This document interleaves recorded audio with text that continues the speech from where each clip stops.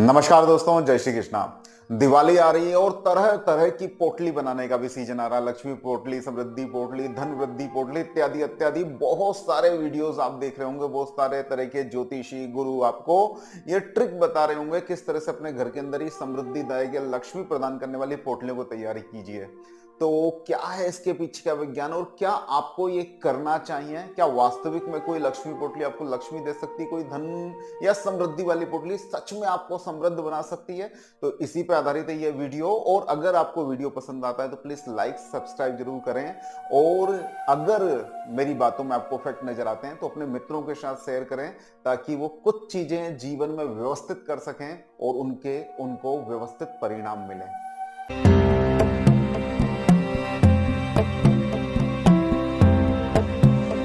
तो इस पोटली विज्ञान को हम समझने की कोशिश करते हैं छोटे से और बहुत सिंपल उदाहरण से। आपके घर में निश्चित रूप से बच्चे होंगे और बच्चे तरह तरह की कहानियां घर में पढ़ते होंगे, उनकी पाठ्य पुस्तक में होती होंगी जिनके अंदर क्वेश्चंस होते होंगे। तो अपन उदाहरण लेते हैं। मान लीजिए वो बच्चा याद करने की कोशिश कर रहा है कछुए और खरगोश की कहानी। आप उसके पास जाते हो, सिंपली देखते हो कि बच्चा उसको रट रहा है। अचानक से एक ज्ञानी प्रबुद्ध व्यक्ति आपके घर में प्रविष्ट होता है और वो आपके बच्चे को उस तरह से मेहनत करता हुआ देखता है कि भैया वो 10-10 बार कछुए खरगोश की कहानी में या किसी श्री रामचरितमानस की कोई कहानी हो या किसी अन्य कहानी के अंदर एक छोटी सी लाइन याद करने की कोशिश कर रहा है। मान लीजिए बच्चा यही याद कर रहा है, रावण को किसने मारा? रावण को राम ने मारा। तो वो प्रबुद्ध ज्ञानी व्यक्ति उस बच्चे के पास आता है और बोलता है कि क्या मूर्खता है, इतनी बार पढ़ने की क्या जरूरत है, इसको रटने की क्या जरूरत है, सिंपली एक बार इस कहानी को पढ़ लो, आपको समझ में आ जाएगा कि रावण को राम ने मारा। या कछुए और खरगोश की उस स्टोरी के अंदर, कहानी के अंदर, रेस के अंदर जीत किसकी हुई, तो आपको समझ में आ जाएगा। उसमें याद करने की कहाँ आवश्यकता है। आप भी जब उस बात को समझते हो तो डेफिनेटली आपको भी ये लगता है कि बिल्कुल सत्य तो बात है। लेकिन क्या ये वास्तविक रूप से उस बच्चे के लिए सत्य है क्या? बिल्कुल नहीं। समय के साथ साथ धीरे धीरे जब वो उसको याद करता है, धीरे धीरे कहानियों को पढ़ता है, जैसे जैसे वो प्रबुद्ध होता है, उसकी उम्र बढ़ती है, तो ये प्रोसेस उसको उसी तरह का प्रबुद्ध, जैसे कि आप हो या तथाकथित वो विद्वान अपने आप को बताने की कोशिश कर रहा है, वहां तक पहुंचता है।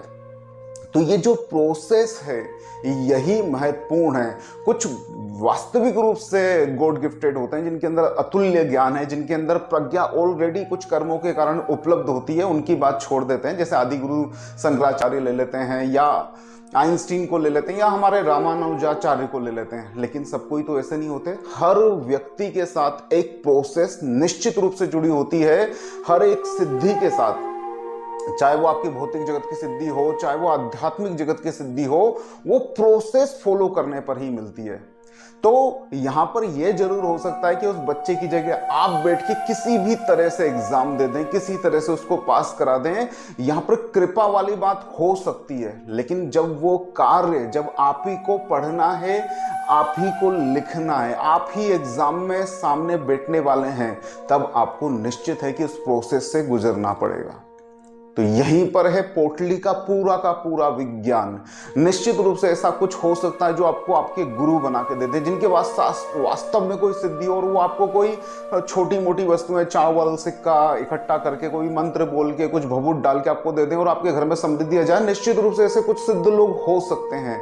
लेकिन जब ये क्रिया आप अपने घर में करते हैं तो आपकी हालत उसी बच्चे की तरह है जो सामने वाले को एक बार में याद होता हुआ देख रहा है, जो सामने वाले को हर क्वेश्चन का आंसर आराम से देता हुआ देख रहा है। लेकिन वो बच्चा अगर उस काम को करना चाहता है तो उसे प्रोसेस से गुजरना पड़ेगा। तो अगर आप वो पोटली बनाना चाहते हैं और आप सोचते हैं थोड़े से अक्षर या तरह तरह की जो भी वस्तुएं आपको बोली गई हैं उसको मिला के दिए के सामने रखकर थोड़ा सा धूप दीप लगा के उसे तिजोरी में रख देंगे और वो लक्ष्मी पोटली, समृद्धि पोटली, धन पोटली उन प्रभावों को देने में सक्षम हो जाएगी, तो आप नितांत अंधविश्वास कर रहे हैं और मेरे अनुसार मूर्खता कर रहे हैं। अगर आपको ऐसी कोई विधि करनी भी है तो उस पर्टिकुलर देवता के मंत्र के द्वारा, उस मंत्र के अंदर जितने अक्षर हैं उतने कम से कम सहस्त्र, वैसे तो लक्ष्य आवृत्ति होनी चाहिए। मान लीजिए जैसे गायत्री मंत्र है, 24 अक्षर का मंत्र है तो 24 लाख जप होने चाहिए। लेकिन कम से कम अगर आप कोई मुहूर्त सिद्ध मान लेते हो तो कम से कम 24,000 जप तो उसके होने ही चाहिए, तब जाके वो मंत्र किसी तरह की क्रिया करने में सक्षम होगा। यानी कि उसको रटना पड़ेगा। तो अगर आप किसी भी देव विशेष की किसी मंत्र के साथ कोई पोटली तैयार कर रहे हैं तो ये निश्चित कर लीजिए कि उस मंत्र में अक्षरों की संख्या जितनी है कम से कम उतने सहस्त्र हजार बार, सहस्त्र हजार एक ही बात है, उतने सहस्त्र बार आप उस मंत्र की चांटिंग करके उस पोटली को सिद्ध करें। इसके लिए आप 1 दिन का, 2 दिन का, 3 दिन का या 5 दिन का समय लें। आपको धनतेरस से दिवाली के 2 दिन बाद तक का समय मिलेगा। इस तरह से उस पोटली को सिद्ध करें, चाहे वो समृद्धि की हो, धन की हो, लक्ष्मी की हो, या किसी भी तरह की पोटली हो, और उसके बाद उसको धूप दीप देके अपनी तिजोरी में रखें।